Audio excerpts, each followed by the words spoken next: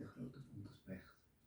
De grote bonte specht heeft rood achter Hm. op zijn hoofd en dit heeft rood op zijn hoofd. Dus ik denk de middelste bonte specht. Ja, ja, ja, ja, ja.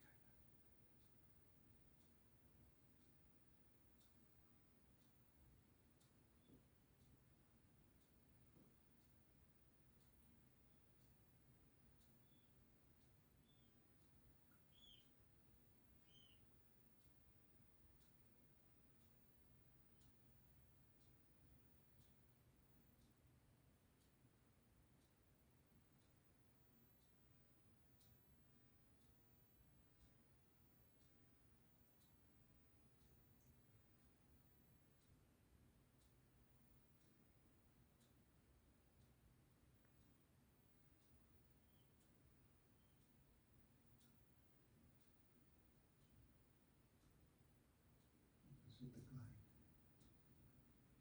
Nee, het is nog te groot voor de kleine. Moet je hem al doen.